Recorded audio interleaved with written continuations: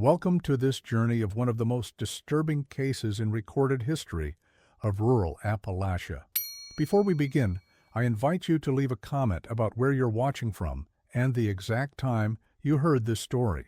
We're interested in knowing where and at what times of day or night these documented accounts arrive. The first recorded mention of what would later become known as the Harkins Shack appears in the county records of McDowell County, West Virginia, dated April 1907. The records indicate that Harkins intended to build a small residence approximately 4 miles northeast of the mining town of Bradshaw, in a heavily wooded area that locals referred to as Blackwood Hollow. What makes this otherwise unremarkable land purchase worthy of our attention is what was discovered on that same plot of land some 50 years later, and the questions that discovery would raise about the fate of Thomas Harkins and the nature of his brief residence in Blackwood Hollow. The entry is brief, merely noting the acquisition of a small parcel of land by one Thomas Harkins, a coal miner, who had reportedly saved enough from 5 years of dangerous work in the Welch mines to purchase his own modest homestead. According to all official documentation, Thomas Harkins lived alone at his remote property for approximately 16 months before seemingly abandoning it without notice in the late summer of 1908. No formal record of his departure exists, and more curiously, no subsequent record of Thomas Harkins appears in any registry, census, or municipal document in McDowell County or surrounding areas following August 1908. For decades, the small wooden structure that Harkins built with his own hands stood abandoned, gradually reclaimed by the dense Appalachian forest. The property taxes went unpaid, but due to clerical oversight, not uncommon in the poorly organized county systems of early 20th century Appalachia, the land was never officially repossessed. It simply faded from official recognition, becoming another anonymous patch of woodland in the vast, undeveloped mountain terrain. The shack might have disappeared entirely into the forest and from memory, had it not been for the chance discovery made by a land surveyor in the spring of 1957. Elijah Moore was a county surveyor tasked with mapping potential sites for a proposed extension of Route 52 through McDowell County. On May 17, 1957, while charting a possible roadway through Blackwood Hollow, Moore stumbled upon the remains of a small structure nestled in a grove of ancient oak trees. The building was in a state of severe dilapidation, with much of its roof collapsed and its wooden walls warped by decades of exposure to the elements. Initially, Moore simply noted the structure in his survey log and continued with his work. It wasn't until he returned to the site 3 days later to complete his measurements that Moore made the discovery that would lead to the reopening of an investigation into a case that had never officially been opened. In a formal statement given to the McDowell County Sheriff's Department on May 21, 1957, Moore described entering the remains of the structure to assess its stability as part of his survey work. The interior of the shack consisted of a single room, approximately 12 feet by 15 feet. The floor was earthen, covered with rotting wooden planks in some sections. A crude stone fireplace stood against the northern wall. What caught Moore's attention, however, was a portion of the floor near the eastern corner of the room, where it appeared that the earth had been disturbed. According to Moore's statement, he noticed that a section of the packed earth floor appeared to have been excavated and then refilled at some point in the past. The disturbance was evident due to the difference in soil coloration and density. Curious and believing he might find something of interest to his survey, Moore used a small folding shovel from his equipment to probe the area. After digging down approximately 2 feet, Moore's shovel struck something solid. Further careful excavation revealed a metal box, roughly the size of a bread tin, buried in the earthen floor. When Moore opened the box, he discovered a collection of items that would form the basis of the subsequent investigation. A leather-bound journal, its pages yellowed and brittle with age. A pocket watch stopped at 347. The crystal cracked. 3 tarnished silver coins dated 1897. a small, tarnished key that would later prove to fit no lock in the structure, and most notably, a folded sheet of paper containing what appeared to be a hand-drawn map of the surrounding area with several locations marked with small X's. The box, later identified as a standard ammunition case from the early 1900s, was sealed with a simple metal clasp, though decades of soil contact had caused significant corrosion. Moore, recognizing the potential historical significance of his find, reported the discovery to local authorities. The items were turned over to Sheriff William Hatfield, who, upon examining the journal, immediately ordered a more thorough investigation of the property.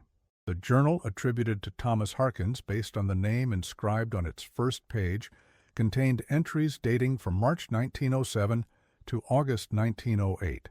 The final entry, dated August 17, 1908, would become the focal point of the investigation that followed. The contents of that journal and the subsequent investigation it prompted form the backbone of this account. What follows is a reconstruction of events based on Harkins' own words, official police reports, newspaper articles from the period, interviews with individuals connected to the case, and geological surveys of the area. Some names have been changed at the request of descendants, and certain details have been omitted in accordance with state privacy laws. What remains is a disturbing chronicle of isolation, paranoia, and the darker aspects of human nature that can emerge when one is removed from the societal structures that typically govern behavior. The Journal of Thomas Harkins begins optimistically enough. The first entry, dated March 10, 1907, reads, "Have at last secured my own piece of earth, away from the mines and the constant fear of being buried alive. The land is good, wooded, with a small stream running through the eastern section. I shall begin construction of my home tomorrow. It will be modest, but it will be mine alone." Subsequent entries detail Harkins' construction of his simple dwelling, his exploration of the surrounding wilderness, and his initial attempts at self-sufficiency. He writes of hunting, fishing in the nearby stream, and gathering wild plants for food. There is a sense of pride and accomplishment in these early entries, the satisfaction of a man who has escaped the dangerous drudgery of the coal mines for a life of independence in the mountains. By June 1907, Harkins had completed his shack and established a small garden plot. His journal entries during this period reveal a man who valued solitude but was not entirely isolated from human contact. He mentions occasional trips to Bradshaw for supplies, brief interactions with other residents, and one particular friendship with a man identified only as Old Henry, apparently another former miner who lived in a similar state of semi-seclusion some miles distant. It is in the entry dated July 23, 1907, that the first hint of unease appears in Harkins' writing. He describes hearing unusual sounds in the woods surrounding his property at night. Initially, he attributes these to natural wildlife, bears, wildcats, or perhaps wolves that still roamed the more remote parts of Appalachia in that era.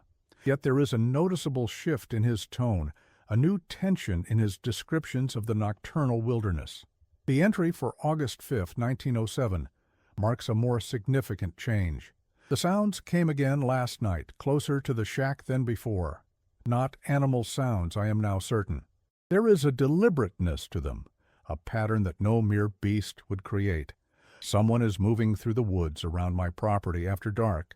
For what purpose, I cannot say.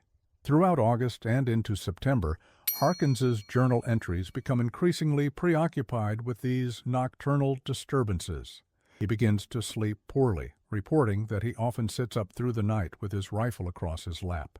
He describes footprints discovered near his garden, branches broken in what he perceives as deliberate patterns, and small objects in his shack being moved when he returns from hunting expeditions. The isolation that had once brought Harkins such satisfaction now seems to feed a growing paranoia. By October 1907, his handwriting in the journal has changed, becoming more hurried and less neat. The content of his entries shifts as well, focusing less on his daily activities and more on elaborate theories about who might be watching him and why. On October 17th, he writes, I am being observed. Of this I am now certain. The question that consumes me is, by whom, and to what end? I have little of value here. My rifle, my tools, my small store of preserved food, nothing that would tempt a thief to such persistent surveillance. No, this is something else entirely. There is malice in this watching. I feel it as surely as I feel the coming winter in my bones. The winter of 1907-1908 was particularly harsh in the Appalachian region, with heavy snowfall and bitter cold. Harkins's entries during this period are sporadic, often separated by weeks of silence. When he does write, he notes that the mysterious nocturnal activities have ceased, which he attributes to the difficulty of moving through the snow-laden forest. There is a brief return to his earlier, more practical concerns, maintaining his fire, preserving his dwindling food supplies, and enduring the isolation imposed by the winter weather. By March 1908, as the snow began to melt and the forest slowly reawakened, Harkin's mood seems to have improved. His entries once more detail his interactions with the natural world, his plans for expanding his garden, and a renewed determination to be entirely self-sufficient in the coming year. There is no mention of his unseen watchers or the disturbing incidents of the previous autumn. This period of relative calm extends through April and into early May. Harkins writes of successful hunting trips, the first plantings in his garden, and even a visit to old Henry, who had survived the winter in his own isolated cabin. But on May 23, 1908, the tone of the journal shifts dramatically once more. I found it today, Harkins writes. While clearing a new section for my garden, my spade struck something solid beneath the soil. Not a stone or root, as I first thought, but something man-made. A box similar to those used in the mines for storing blasting caps, but older, its metal corroded almost beyond recognition. Inside was a piece of fabric, folded carefully, a section of a garment, perhaps. What disturbs me is that it was deliberately buried on my property, and not long ago. The soil above it was loosely packed, easy to dig through. Someone has been on my land, digging, hiding things. The watching has resumed, but now, with this new, unfathomable purpose.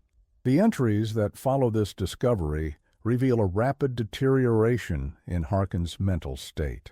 He begins to sleep outside in different locations each night, convinced that his shack is being entered during his absences. He creates elaborate systems of markers, threads stretched across doorways, patterns of small stones placed on his windowsills to detect intrusions. Almost daily he reports finding evidence that these crude alarms have been triggered. By June 1908, Harkins has begun to venture deeper into the surrounding forest, convinced that the source of his torment must have a base of operations somewhere in the vicinity. He draws crude maps in his journal, marking areas he has searched and planning future expeditions. It is clear from his writing that he is sleeping very little, his paranoia feeding on itself in a cycle of fear and exhaustion. On June 17th, Harkins makes another discovery that further fuels his deteriorating mental state. Approximately 1 mile northwest of his shack, in a small clearing surrounded by dense pine growth, he finds what he describes as a circle of stones, arranged with obvious purpose. Within this circle are the charred remains of a fire, and, most disturbing to Harkins, several small animal bones arranged in what he perceives as a pattern. This is no hunter's camp, he writes. This is something else. The bones were not discarded, but placed with deliberation. The circle of stones is too perfect, too precise. This is ritual. This is purpose. And it is directed at me. Of this I am now convinced. Following this discovery, Harkins's journal entries become increasingly erratic. Some are little more than disjointed fragments. Others contain rambling passages that span multiple pages. He describes hearing voices at night, at first distant, but gradually moving closer to his shack. He begins to interpret natural phenomena, the patterns of bird flight, the way shadows fall across his garden, the sequence of raindrops hitting his roof, as coded messages meant specifically for him. By July 1908, Harkins has largely abandoned his routine of hunting and tending his garden. His entries suggest he is surviving on stored food and whatever he can gather in the immediate vicinity of his shack, unwilling to venture far from his refuge for fear of what might be waiting in the deeper woods. He describes barricading his door at night and sitting with his back to the wall, rifle in hand, staring at the entry until dawn. On July 23rd, Harkins reports making a decision. I can no longer remain passive in this torment. If they will not show themselves, I must force an encounter. Tomorrow I will set out for the stone circle and wait. I will be the watcher now. I will know who has been haunting my solitude. There is then a gap in the journal, 10 days in which Harkins made no entries. When the writing resumes on August 3rd, the handwriting is barely recognizable as the same man's. The text sprawls across the page, sometimes vertical, sometimes diagonal, the pressure of the pen varying wildly, in places tearing the paper. I have seen them, the entry begins. Not clearly, never clearly, always at the periphery, moving between trees, ducking behind rocks. They are human in shape, but their movements are wrong, too fluid in some moments, too jerky in others, as if they have not fully mastered the mechanics of their own bodies. I pursued one yesterday, followed it for what seemed miles through the deepest parts of the forest, until I realized I was being led.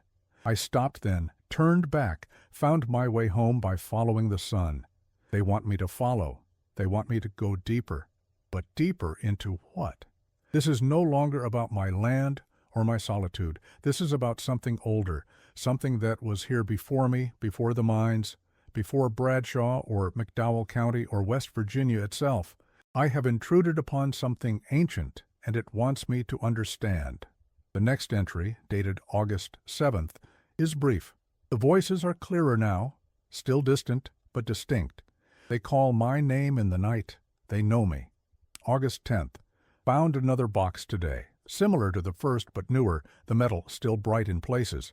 This one was on my doorstep when I awoke. Inside was a piece of paper with markings that I first took for writing, but which I now recognize as a map. It shows this area, the ridge lines and streams matching what I know of the terrain, and it shows a place, marked with a symbol I do not recognize, some miles to the north. They are guiding me, leading me, but to what end? August 12th. I have decided. I will follow their map.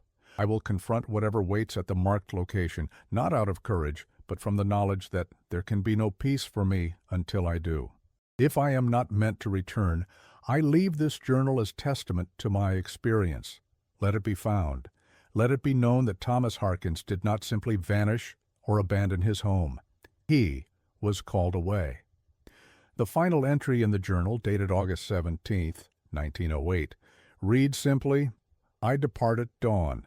No further entries appear in the journal. According to all available records, Thomas Harkins was never seen or heard from again. The investigation launched following Elijah Moore's 1957 discovery was thorough but ultimately inconclusive. Sheriff Hatfield ordered a complete excavation of the shack site and the surrounding area. No human remains were found, though the search did uncover several more buried metal boxes similar to the one Moore had discovered.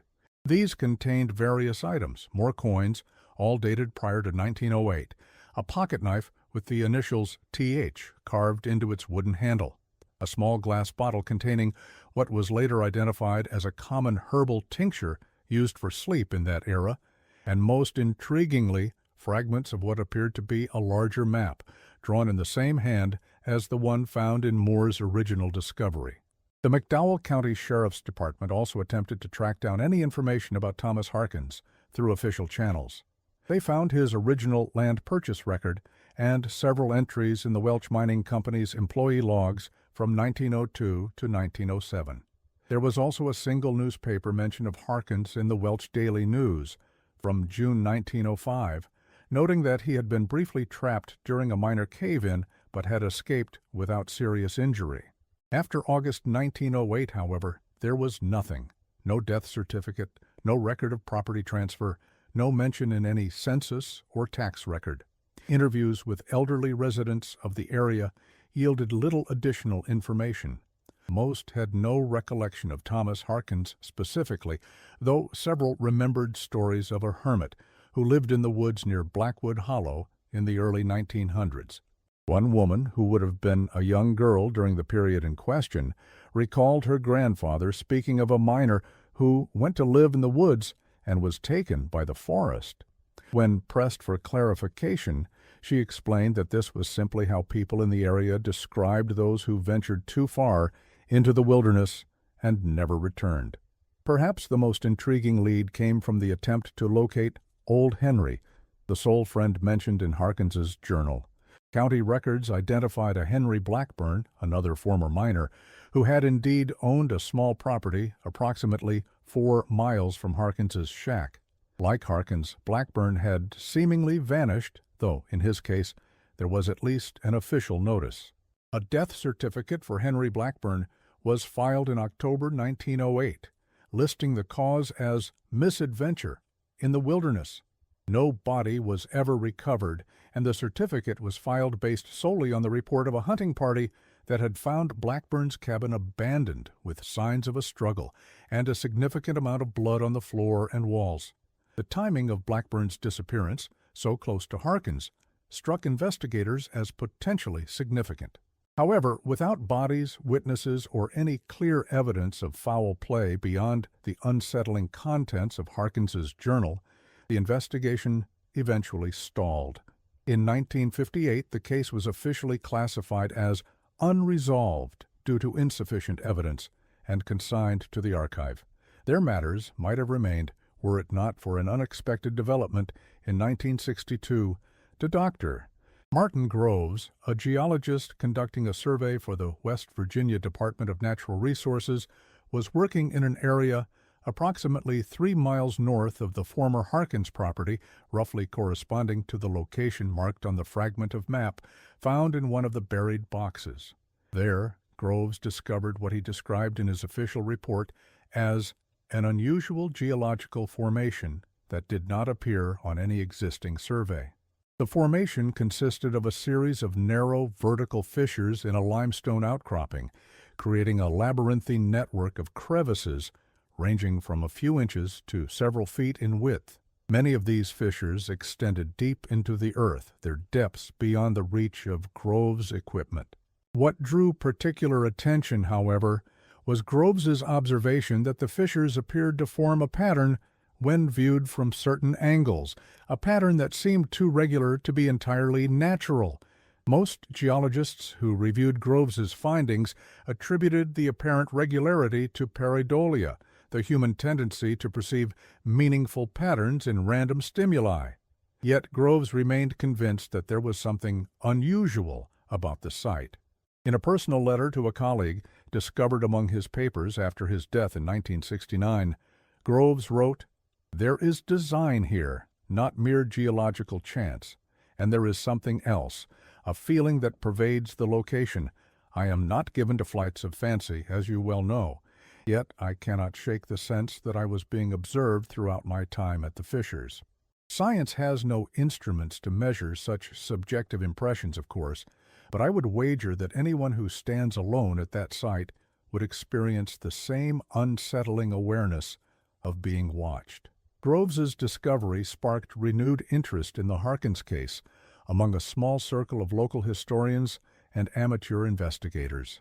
Several expeditions to the fissure site were organized in the mid-1960s, though none yielded any concrete connection to the disappearance of Thomas Harkins. The location was difficult to access, requiring a challenging hike through dense forest, and by 1966, the trail that Groves had created had been reclaimed by the wilderness, making the site nearly impossible to relocate without his original survey coordinates, which, unfortunately, were not preserved in his official report. In 1967, the McDowell County Historical Society attempted to revive interest in the case by publishing a small booklet titled The Mystery of Blackwood Hollow, which included excerpts from Harkins's journal and summaries of the various investigations. The publication received little attention outside the immediate area and quickly went out of print. A copy was preserved in the Society's archives, however, and it was there that I first encountered the story of Thomas Harkins during my research into the folklore and unexplained disappearances of the Appalachian region. What drew me to the case was not just the mysterious nature of Harkins's disappearance, but the psychological aspect of his journal entries. Here was a document that traced in real time the deterioration of a man's mental state in the face of isolation and perceived threat. Whether the watchers Harkins described were real or products of a mind collapsing under the pressure of solitude is impossible to determine with certainty. Both possibilities are equally disturbing. Either Harkins was the target of a prolonged campaign of psychological torment that ultimately led to his disappearance, or his isolation in the wilderness triggered a psychotic break so severe that he abandoned his home to follow phantom voices into the depths of the forest. In 1968, I traveled to McDowell County to conduct my own investigation into the Harkins case. Much had changed in the decades since the events described. The proposed Route 52 extension that had led to Moore's initial discovery of the shack had long since been completed, cutting through a different section of Blackwood Hollow than originally planned.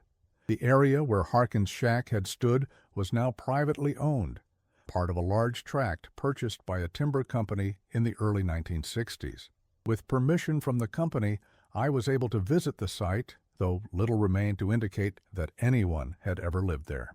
The forest had reclaimed the clearing, and no trace of the structure was visible among the trees that now grew where Harkins had built his solitary dwelling. I also attempted to locate Dr. Groves's Fisher site, using the vague descriptions in his reports and the recollections of a retired forest ranger who had accompanied one of the expeditions in the 1960s. After 2 days of difficult hiking, we reached what the ranger believed to be the approximate location. The area was dominated by a limestone outcropping that matched Groves's description, but we found no sign of the fissures he had documented. The ranger speculated that they might have been sealed by natural processes in the intervening years, or that we had simply failed to locate the exact spot. My final research effort involved tracking down individuals with connections to the case. Sheriff Hatfield had died in 1962 and Elijah Moore in 1964. None of the deputies involved in the 1957 investigation were still living in the area. The elderly residents I interviewed had only vague recollections of the case, mostly based on the Historical Society's booklet rather than first-hand knowledge. I was about to conclude my investigation when a chance encounter led to what would prove to be the most unsettling discovery of my research. At a local diner in Welch, I overheard 2 elderly men discussing the old Blackwood business. Introducing myself as a researcher interested in the area's history, I was invited to join their conversation. One of the men, who identified himself as Robert Collins, claimed that his father had been part of the hunting party that discovered Henry Blackburn's abandoned cabin in 1908. According to Collins, his father had told him details about the discovery that had never been included in the official report. The hunting party had indeed found signs of a struggle in blood in Blackburn's cabin, but they had also found something else. Markings on the walls, described as symbols like nothing any of them had ever seen before. Collins' father had also mentioned that the cabin door had been barricaded from the inside, with furniture piled against it, as if Blackburn had been trying to keep something out. Most significantly, Collins claimed that the hunting party had followed a trail of disturbed underbrush and occasional blood droplets leading away from the cabin. The trail led northward for nearly a mile before ending at what Collins's father described as a crack in the earth, like a doorway into the ground. The men had not investigated further, spooked by the implications of what they had found, and eager to report back to authorities. Collins could not provide any documentation to support his father's account, and at this remove, 60 years after the events described, there was no way to verify the details.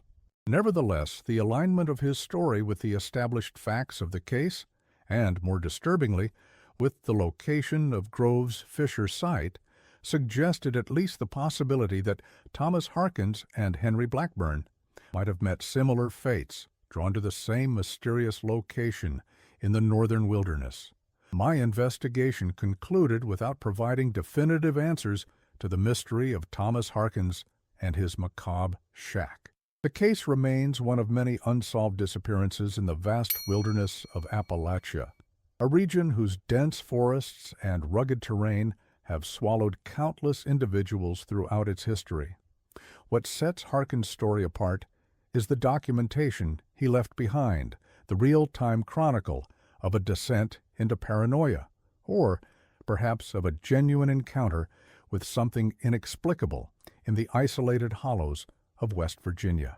In the years since my research, development has continued to encroach on the wilderness areas of McDowell County. The timber company that owned the land where Harkins's shack once stood has harvested most of the valuable trees and sold the property to a coal mining operation. The area where Groves documented his mysterious fissures is now part of a protected watershed, inaccessible to the general public without special permits. The physical locations central to this mystery have thus been altered or restricted, further dimming the chances of ever reaching a satisfactory conclusion to the case. What remains is Harkins's journal, preserved in the McDowell County Historical Society's archives, its yellowed pages still bearing the increasingly frantic handwriting of a man who went into the wilderness seeking solitude and independence, only to find himself caught in what he perceived as a web of malevolent observation and manipulation. Whether that perception was born of mental illness, the extreme isolation of his chosen lifestyle, or an encounter with something genuinely beyond ordinary explanation, remains impossible to determine with certainty. Perhaps that ambiguity is fitting. The forests of Appalachia have always been places of mystery, where the boundary between the known and unknown grows thin among the ancient trees and shadowed hollows. Thomas Harkins ventured beyond that boundary, leaving behind only his written testament to whatever he experienced in the solitude of Blackwood Hollow.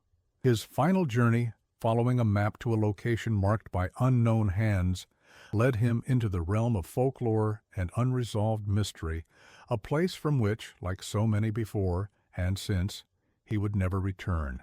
The sites associated with this case, Harkins's shack, Blackburn's cabin, Groves's fissures, have all been reclaimed by the wilderness or reshaped by human development.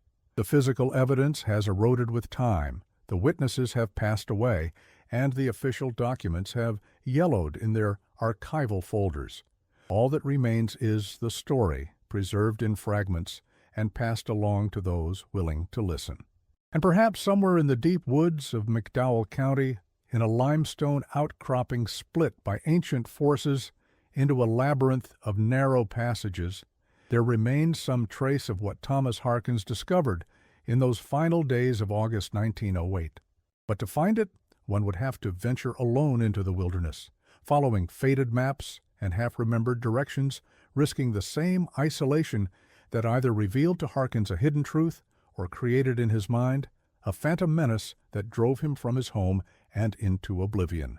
For those inclined to such exploration, a word of caution drawn from Harkins' own journal: the wilderness does not merely observe our intrusions, it responds to them. And that response is not always visible until it is too late to retreat. The most disturbing aspect of the Harkins case, in my estimation, is not the possibility that he encountered something supernatural in the woods of Blackwood Hollow. Rather, it is the documented transformation of a rational, practical man, a coal miner who saved his money, bought land, built a home with his own hands, into someone so consumed by fear and paranoia that he abandoned everything he had worked for to follow voices into the wilderness. Whether those voices existed outside his mind is almost immaterial.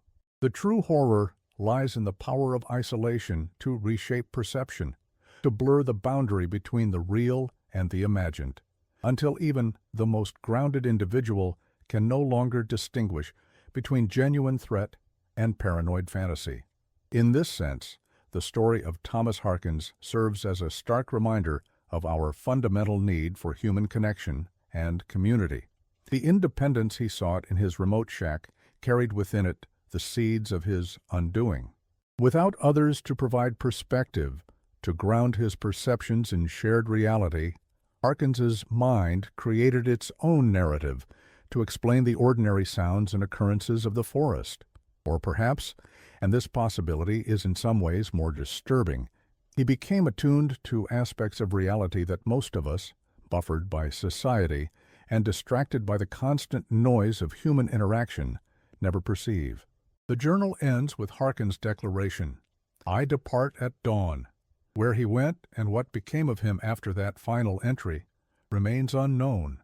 The forest keeps its secrets, and the mystery of the macabre shack in Blackwood Hollow endures, a footnote in the long history of those who have ventured into the wilderness alone and never returned.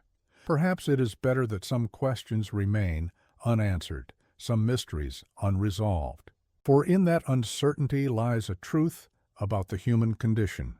We can never fully know the minds of others, nor can we always trust the evidence of our own senses when faced with the vast and ancient silence of the natural world. In that silence, some hear nothing. Others, like Thomas Harkins, hear voices calling their name. While the official investigation closed in 1958 with no conclusive findings, local folklore in McDowell County continued to evolve around the Harkins case. By the mid-1960s, the story had become something of a cautionary tale, a warning against the dangers of excessive solitude.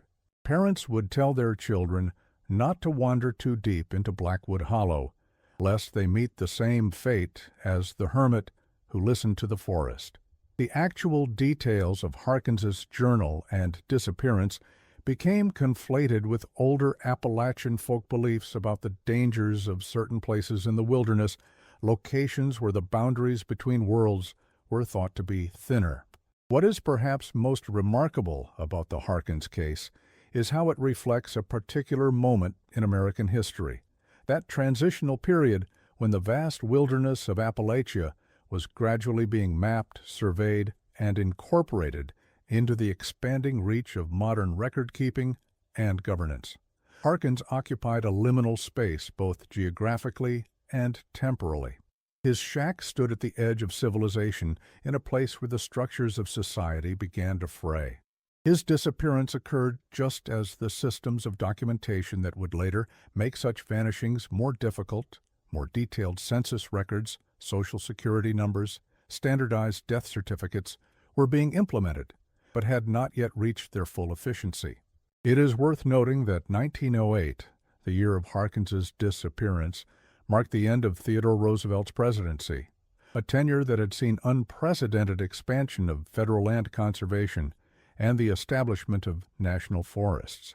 The American wilderness was increasingly being viewed as something to be preserved, cataloged, and managed, rather than an untamed frontier to be conquered. Harkins, with his dream of self-sufficiency and escape from industrial labor, represented an older American archetype that was gradually becoming anachronistic. Perhaps there is symbolism in his vanishing just as that era of American history was drawing to a close.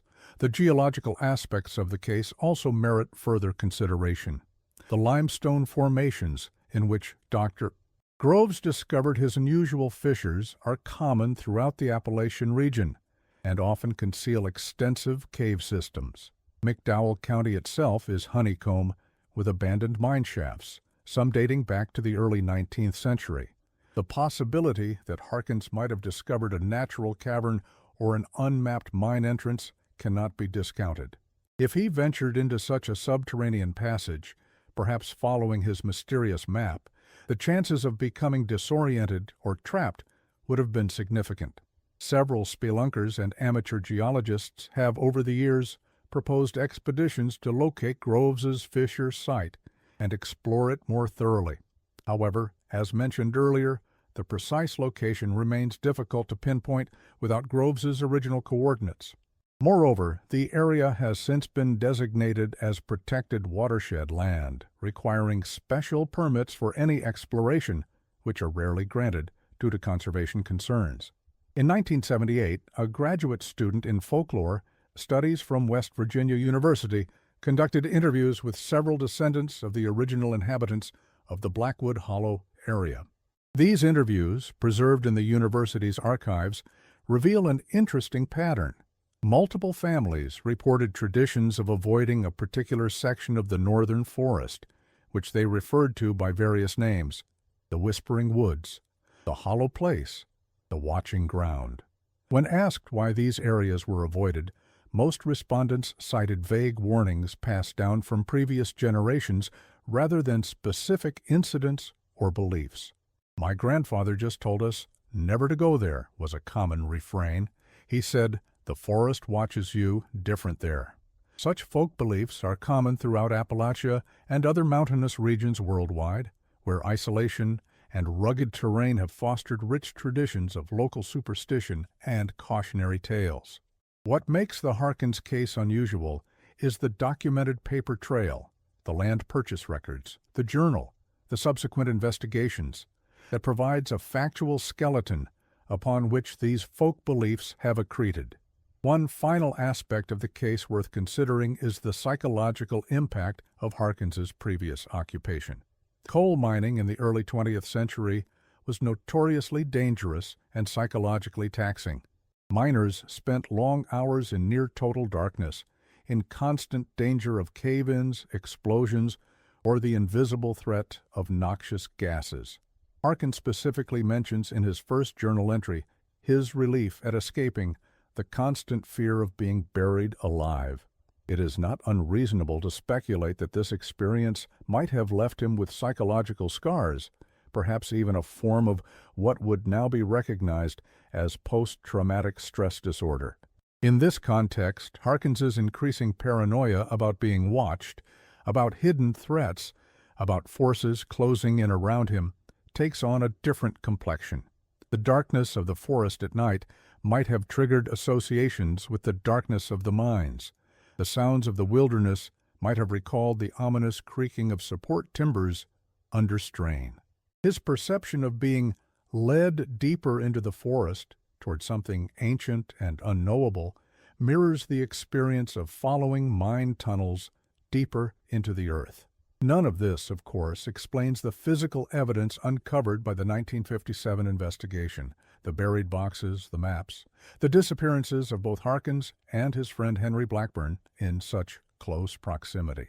But it does suggest that the boundary between external reality and internal perception might have been more porous for Harkins than for someone without his particular history. In the end, the case of Thomas Harkins and his macabre shack remains what it has always been: an unresolved disappearance, a snapshot of a man's psychological disintegration, and a reminder of how thin the veneer of certainty is that separates our ordered, documented world from the vast unknown that still exists in the wilderness. His story endures not because it offers answers, but because it forces us to confront the questions that lie at the heart of our relationship with solitude, with nature, and with our own perceptions. As for Blackwood Hollow itself, it has changed significantly since Harkins's time.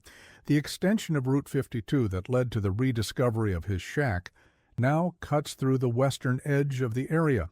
The eastern section has been largely deforested by timber operations. The central portion, including the approximate location of Harkins's property, is now part of a coal company's holdings, though no active mining has yet taken place there. The northern section, where Groves found his fissures, remains under watershed protection, a small island of preserved wilderness in an increasingly developed landscape. Few who drive through the area today would recognize it as the setting for such a disturbing case. There are no historical markers, no commemorative signs. The story of Thomas Harkins has largely faded from local memory, preserved only in a few archival documents, the occasional academic study, and narratives such as this one. Perhaps that, too, is fitting. Harkins sought anonymity and solitude. In a sense, his story has found the same. But for those who know where to look, who can read the contours of the land and the gaps in the historical record, the mystery remains as compelling as ever.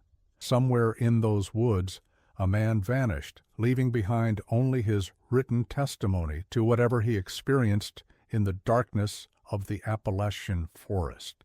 His final words, "I depart at dawn," echo across the decades, a simple declaration that raises more questions than it answers. Where was he going? What did he find? And why, despite all the development and documentation that has come to Appalachia since 1908, has no trace of Thomas Harkins ever been found? The forest keeps its secrets. The whispers, if they still exist, remain inaudible to all but the most attuned ears, and the watchers, if they were ever more than the projections of a solitary man's deteriorating mind, continue their patient observation, untroubled by our attempts to understand. During my research into the Harkins case, I discovered several additional details that, while perhaps not directly relevant to solving the mystery of his disappearance, provide a more complete picture of the man and the circumstances surrounding his brief tenure in Blackwood Hollow. In the county clerk's office in Welch, buried among property tax records from the early 1900s, I found a receipt for Harkins's land purchase. The document revealed that he paid $87 for his plot, a considerable sum for a coal miner in that era, suggesting that he had been planning his escape from the mines for some time, methodically saving his earnings. More interestingly, the seller was listed as the Blackwood Timber Company, a small logging operation that had acquired large tracts of land in McDowell County in the 1890s, but had gone bankrupt by 1906. The company's remaining assets, including significant land holdings, were liquidated in a series of sales to private individuals and larger corporations. According to newspaper accounts from the period, the Blackwood Timber Company's bankruptcy followed a series of accidents and labor disputes at their operations. Most notable among these was an incident in 1899 when 3 loggers vanished while working in a remote section of the company's holdings, approximately 5 miles north of what would later become Harkins' property. The official explanation was that the men had abandoned their jobs, but local rumors suggested they had met with foul play, possibly at the hands of labor agitators or rival timber workers. No bodies were ever recovered, and no formal investigation was conducted beyond a cursory search of the immediate area where they were last seen. I also discovered, through census records and church registries, that Thomas Harkins was not a native of West Virginia.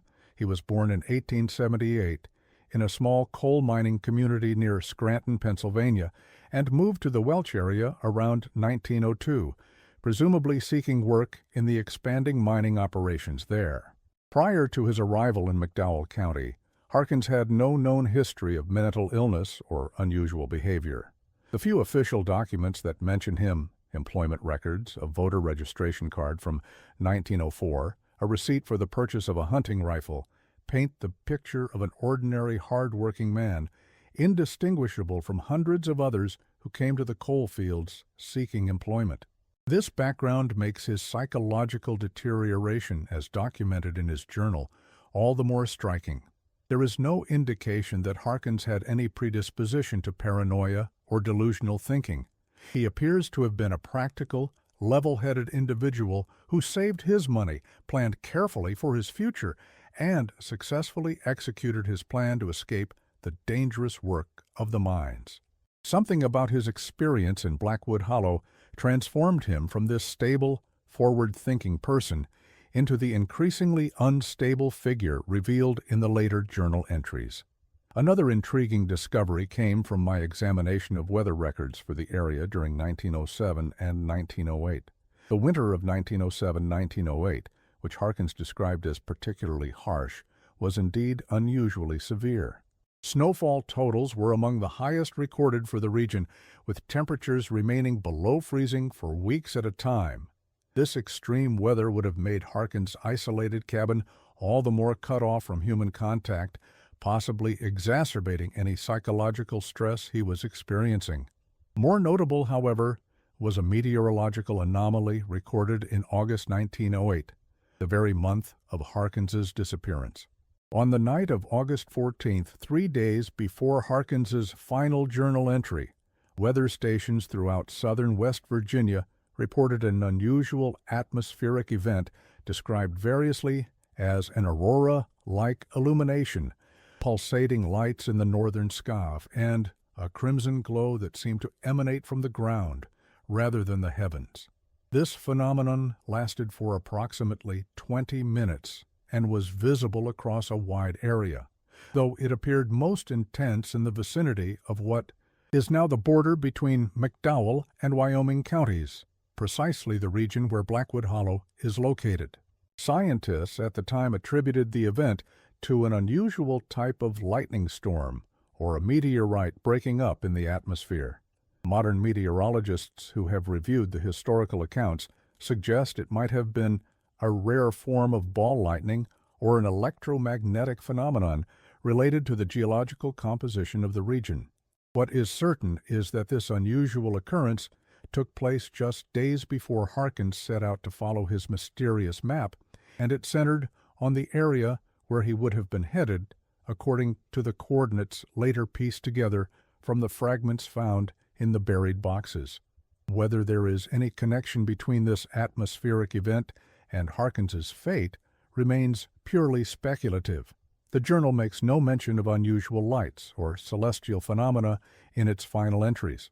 However, it is worth noting that the phenomenon would have been visible from his property, and if he witnessed it, it might have reinforced his belief that something extraordinary was occurring in the northern wilderness. In the course of my research, I also sought information about any similar disappearances or unusual occurrences in the area over the years. While missing persons cases are not uncommon in the rugged Appalachian wilderness, where hikers and hunters occasionally become lost and are never found, I discovered several cases that bore striking similarities to the Harkins incident. In 1923, a forest ranger named James Tillman vanished while conducting a survey approximately 7 miles northeast of Blackwood Hollow. His equipment was found neatly arranged beside a small campfire, as if he had stepped away momentarily and intended to return.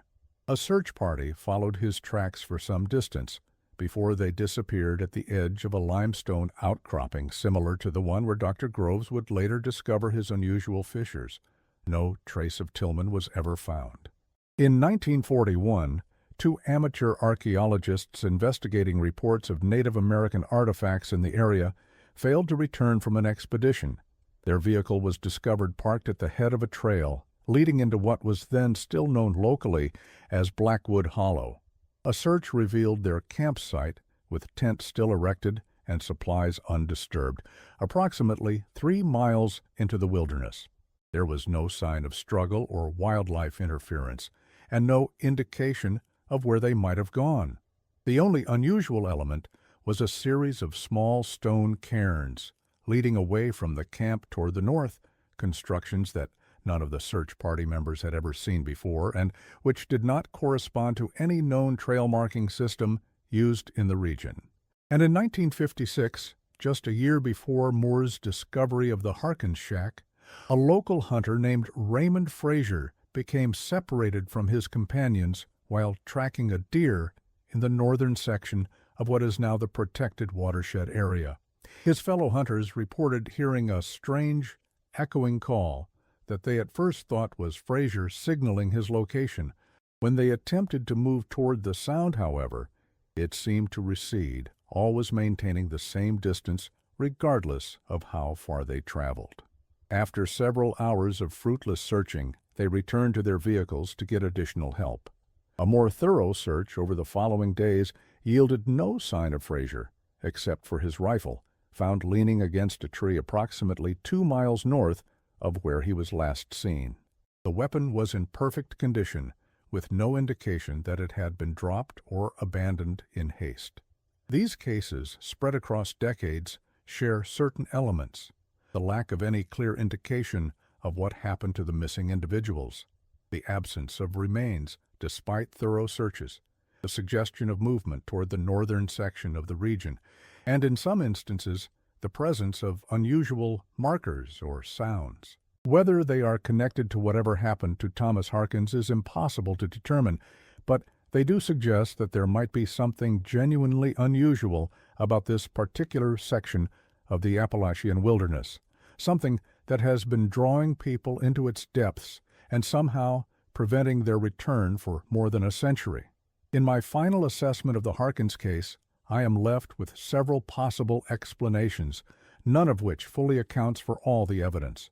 Perhaps Harkins suffered a mental breakdown induced by isolation and the trauma of his years in the mines, creating elaborate delusions that ultimately led him to wander into the wilderness, where he succumbed to exposure or accident. Perhaps he became entangled in some obscure local conflict, possibly related to land ownership or resource extraction, and was quietly eliminated, his body concealed in the vast, forested terrain. Or perhaps, as his journal suggests, he encountered something in those woods that defies conventional explanation, something that has been there since long before European settlement, something that occasionally makes itself known to solitary travelers who venture too far from the beaten path. What is certain is that Thomas Harkins entered the wilderness of Blackwood Hollow, seeking independence and escape from the dangers of industrial labor. In that wilderness, he found something that transformed him, whether through external agency or internal psychological processes, from a man focused on building a future to one consumed by fear and fascination with forces he could neither understand nor resist. His final journey took him deeper into that wilderness, following a map to a destination marked by unknown hands. And like so many others who have ventured into the shadow of the ancient Appalachian Mountains, he never returned to tell what he found there. The mystery of the Macabre shack in Blackwood Hollow remains unsolved, a footnote in the long history of those who have vanished into the American wilderness. But for those who encounter Harkins' story through historical records, local folklore, or accounts such as this one, it serves as a reminder of the thin line that separates the world we know and can document from the vast unknown that exists beyond the reach of our understanding. In the deepest parts of the forest, where the shadows are longest and the silence most profound, that line can become blurred, and those who cross it may find themselves, like Thomas Harkins, unable to find their way back. The passage of time has not diminished local interest in the Harkins case. Every few years, it seems, someone new becomes captivated by the mystery and attempts to piece together what really happened in Blackwood Hollow in those summer months of 1908.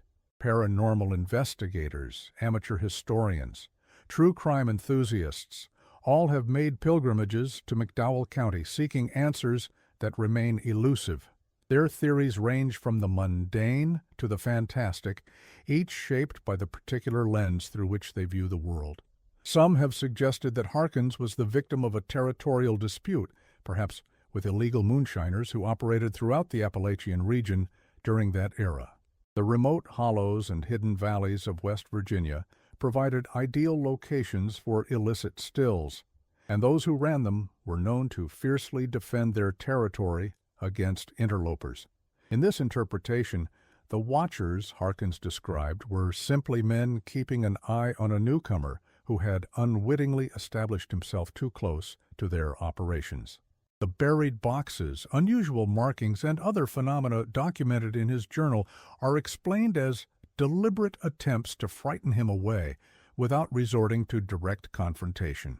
Others have proposed more conspiratorial explanations, linking Harkins' disappearance to the labor unrest that plagued the West Virginia coal fields in the early 20th century. In this scenario, Harkins was not simply a miner seeking independence, but a labor organizer who retreated to the wilderness to evade company agents. His journal, with its accounts of being watched and pursued, documents not paranoia, but a genuine surveillance operation that ultimately culminated in his disappearance, a fate that befell more than a few Union sympathizers in those violent years.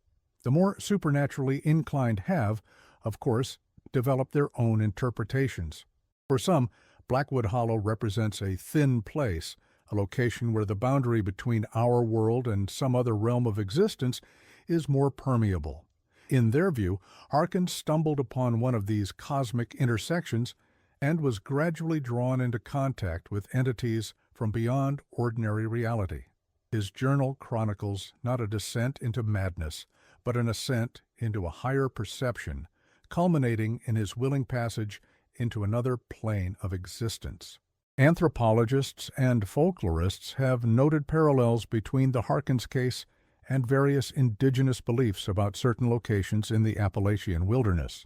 While no specific Native American legends are associated with Blackwood Hollow itself, at least none that have survived in the historical record, there are numerous traditions throughout the region of places where the unwary might be lured away by spirits or otherworldly beings. These traditions often feature elements strikingly similar to what Harkins described: strange sounds at night, the sense of being watched, markings or signs appearing mysteriously, and voices that call one deeper into the forest. Geologists, meanwhile, have focused on the unusual fissures documented by Dr. Groves, suggesting natural explanations for phenomena that might have appeared supernatural to a solitary man in the early 1900s.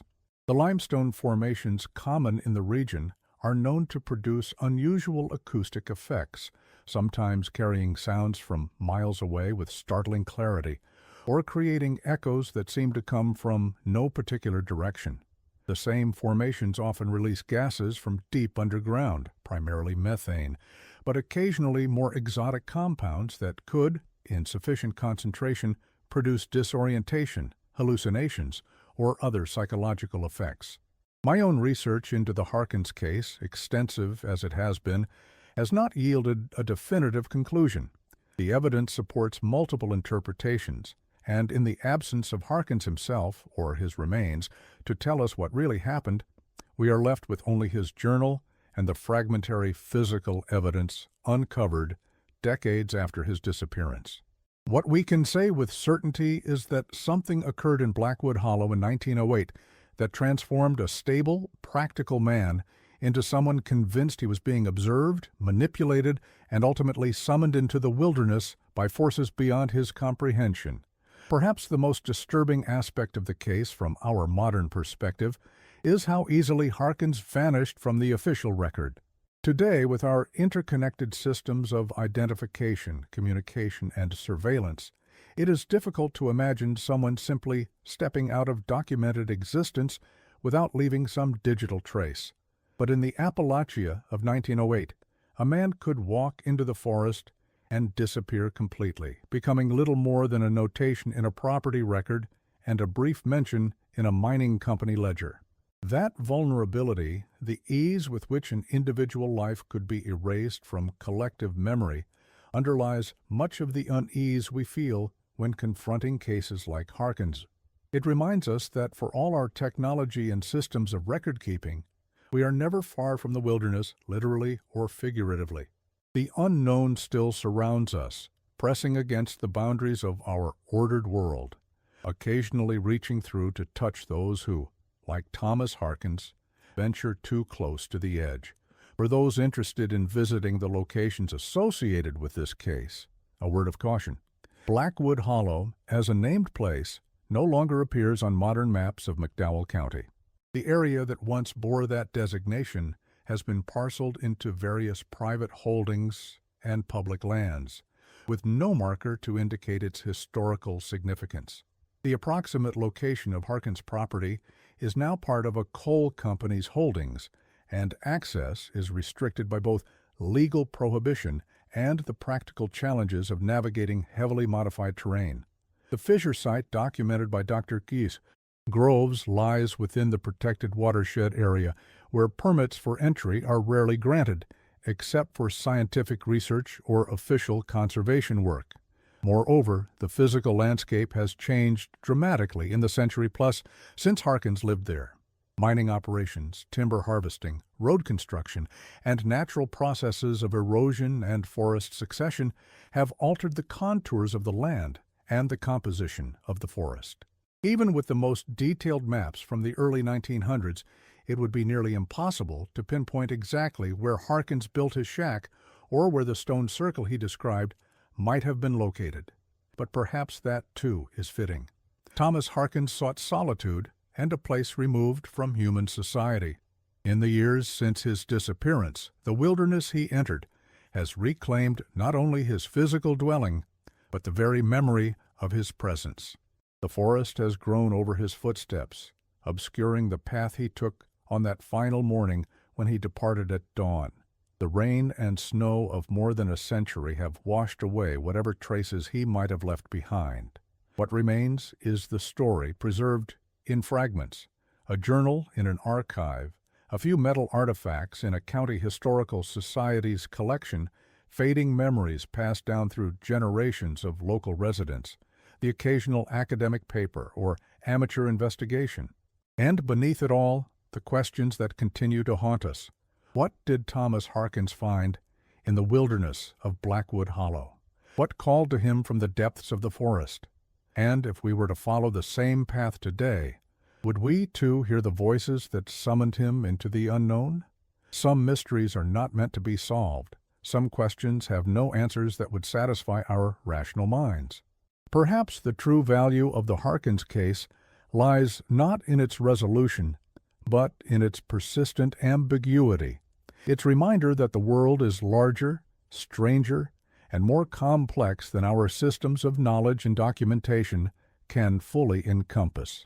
In the deepest parts of the wilderness, whether physical or psychological, we encounter not answers, but more profound questions about the nature of reality and our place within it.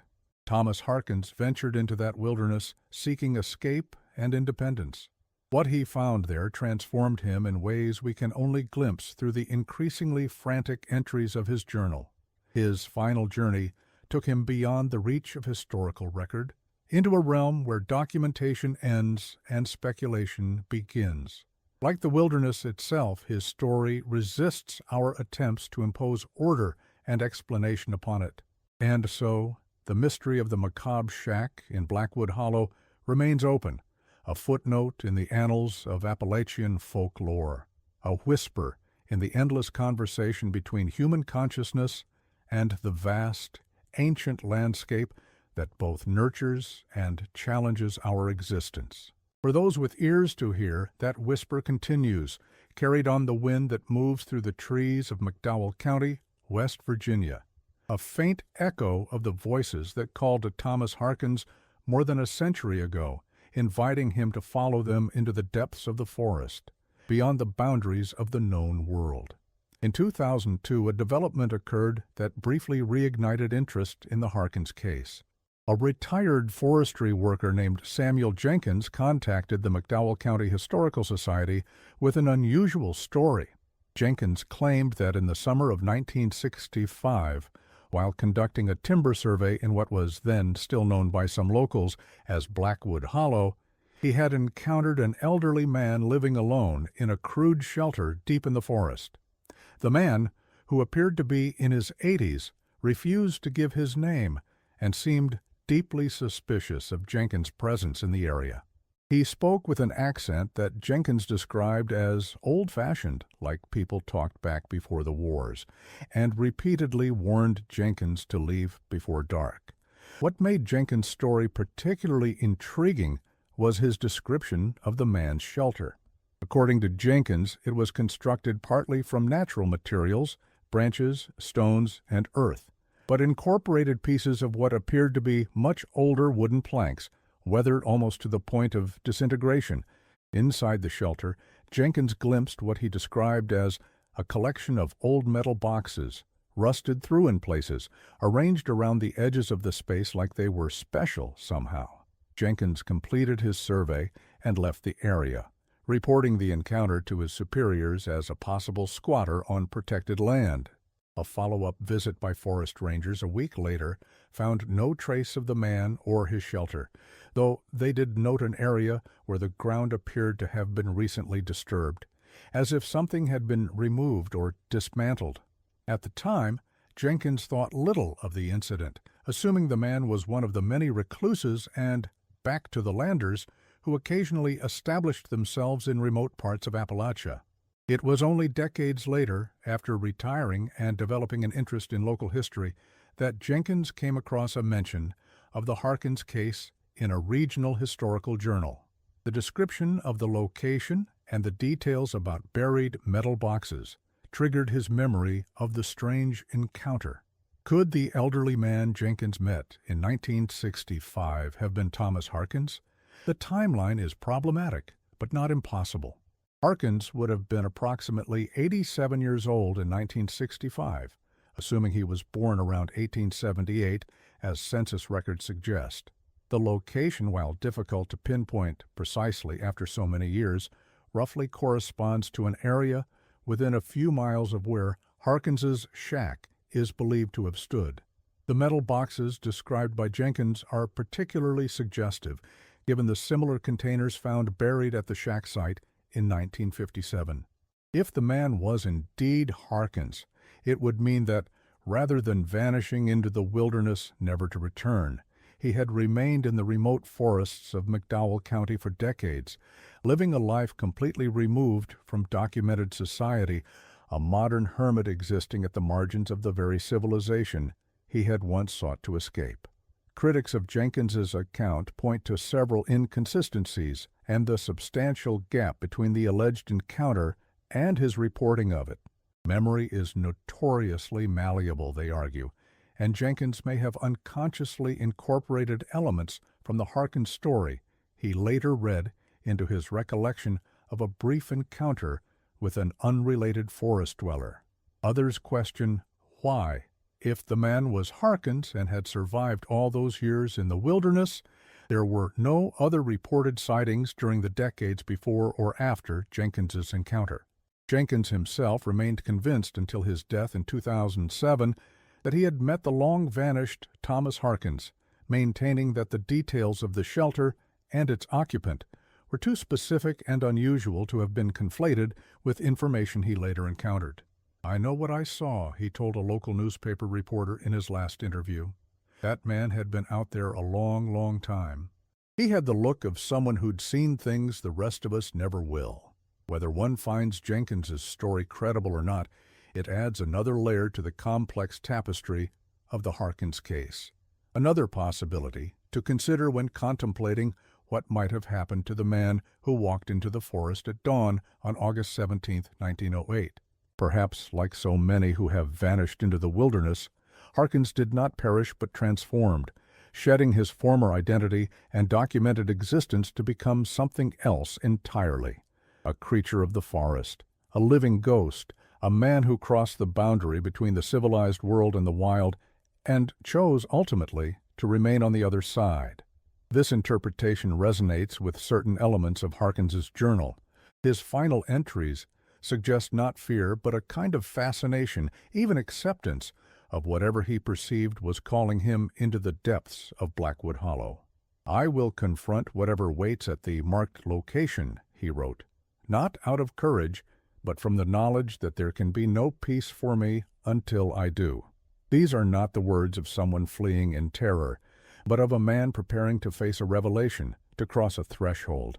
Perhaps what Harkins found beyond that threshold was not death, but a different mode of existence, one that required him to abandon the trappings of his former life, including his name and his place in human society. Perhaps the voices that called to him were not symptoms of mental deterioration, but the articulation of a truth he had been seeking since he first left the mines. That true independence, true escape, required more than physical distance from civilization. It required a fundamental reordering of one's relationship with the world. In this light, Harkins's story becomes not a tragedy, but a kind of transcendence, a deliberate withdrawal from the documented, regulated existence that most of us inhabit into something more primordial and direct. The isolation that many interpreters of his journal have seen as the catalyst for mental illness might instead have been the necessary condition for a profound shift in perception, opening him to aspects of reality that remain inaccessible to those of us embedded in the noise and distraction of social life. If this interpretation has merit, then the true mystery of Thomas Harkins is not what happened to him after he walked into the forest that August morning, but what he became, how his experience in the wilderness altered not just his mind, but his very being. And perhaps the reason his story continues to fascinate us, more than a century after his disappearance, is that it touches on a yearning many of us feel but rarely articulate. The desire to step outside the constraints of our ordered, documented lives and encounter the world on its own terms, raw and unmediated. Blackwood Hollow, as it existed in Harkins' time, is gone now, transformed by a century of development, resource extraction, and environmental change. The forest he entered has been cut and regrown, cut and regrown. The streams have been diverted, polluted, and partially restored. The wildlife has diminished and, in some cases, returned in different forms. Even the night sky he would have seen, free from light pollution, is now obscured by the glow of distant towns and highways. Yet something of the essence of that place remains, as it does in all wilderness areas that have managed to resist complete domestication. There is still darkness in the deep woods of Appalachia, still silence broken only by wind and water and the movements of unseen creatures. There are still places where cell phones lose signal, where GPS fails, where the technologies that tether us to our documented existence falter and fall away.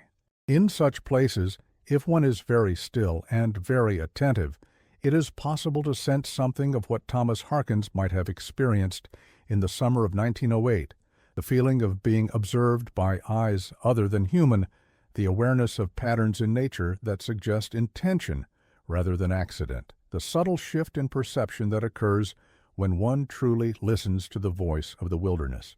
And perhaps if one ventures far enough into those remote hollows and shadowed valleys, one might even hear the whispers that called to Harkins, drawing him deeper into the forest, beyond the reach of history and record, into a realm where the boundaries between self and world, between observer and observed, dissolve into something older and more profound than our modern categories can contain.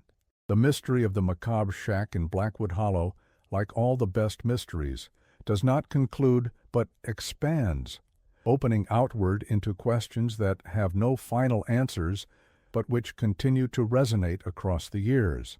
What lies beyond the edge of our known world? What voices speak from the wilderness? And what might we become if we, like Thomas Harkins, find the courage to follow them into the depths of the forest, departing at dawn toward a destination marked only on maps that exist in the space between the seen and unseen, the documented and the forgotten, the world as we understand it and the world as it truly is?